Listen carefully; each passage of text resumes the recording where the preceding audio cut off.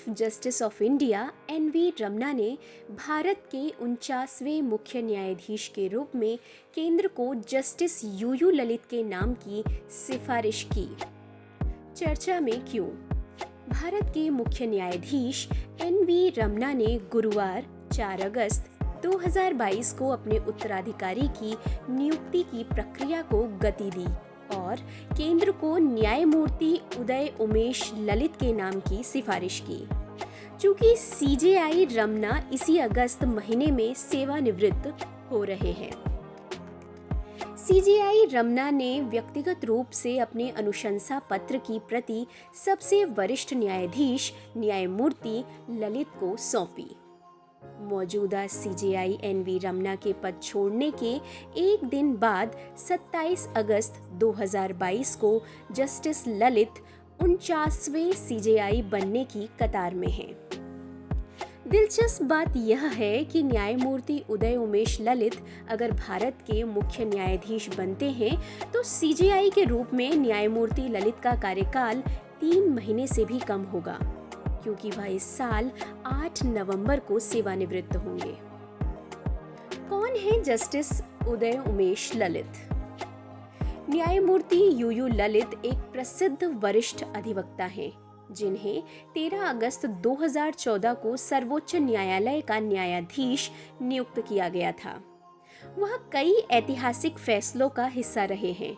वह 5 न्यायाधीशों की संविधान पीठ का हिस्सा थे, जिसने अगस्त 2017 में ट्रिपल तलाक पर फैसला सुनाया था।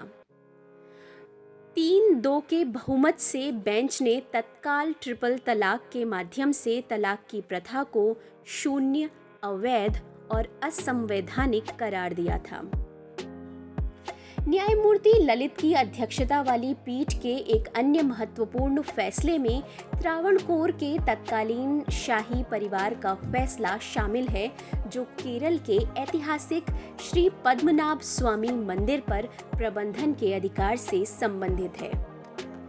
जस्टिस ललित ने जून 1983 में एक वकील के रूप में नामांकन किया था और दिसंबर 1985 तक उन्होंने बॉम्बे हाई कोर्ट में वकालत की थी।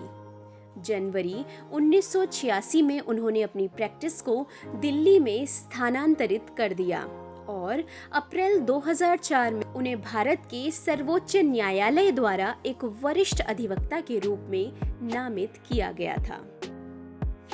सीजेआई की नियुक्ति की प्रक्रिया। भारत में उच्च न्यायपालिका के सदस्यों की नियुक्ति को नियंत्रित करने वाले प्रक्रिया के अनुसार भारत के मुख्य न्यायाधीश के पद पर नियुक्ति सर्वोच्च न्यायालय के वरिष्ठतम न्यायाधीश की होनी चाहिए, जिसे पद धारण करने के लिए उपयुक्त माना जाए। यह निर्धारित करता है कि कानून मंत्री उचित समय पर नए सीजेआई की नियुक्ति के लिए भारत के निवर्तमान मुख्य न्यायाधीश की सिफारिश की मांग करेंगे। सर्वोच्च न्यायालय के न्यायाधीशों की नियुक्ति भारत के राष्ट्रपति द्वारा की जाती है, वहीं प्रधान न्यायाधीश की नियुक्ति भी राष्ट्रपति द्वारा की जाती है और साथ ही एक बार जब राष्ट्रपति नियुक्ति को आवश्यक समझे तो एससी और एचसी के न्यायाधीशों के साथ परामर्श किया जाता है। सुप्रीम कोर्ट के अन्य सभी न्यायाधीशों की नियुक्ति राष्ट्रपति द्वारा सीजेआई के परामर्श के बाद की जाती है। सर्वोच्च न्यायालय की अधिकतम शक्ति 34 न्यायाधीश, एक मुख्य न्यायाधीश और 33 अन्य न्यायाधीश हो सकती है। पूर्व 3 न्यायाधीशों के मामले में यह निर्णय लिया गया कि भारत में सीजेआई की नियुक्ति के लिए न्यायाधीशों की बहुलता के परामर्श की आवश्यकता है।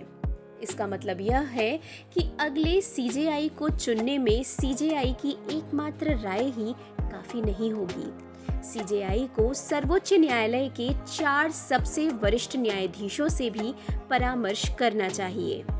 हालांकि इस बार फिर से सुप्रीम कोर्ट के सबसे वरिष्ठ न्यायाधीश उदय उमेश ललित को 27 अगस्त को सेवानिवृत्त होने वाले मुख्य न्यायाधीश द्वारा अगले सीजेआई के रूप में चुना गया है। इस वीडियो के बारे में अपने सुझाव और फीडबैक कमेंट सेक्शन में देना न भूलें। वीडियो को लाइक, शेयर और सब्सक्राइब ज़रूर करें।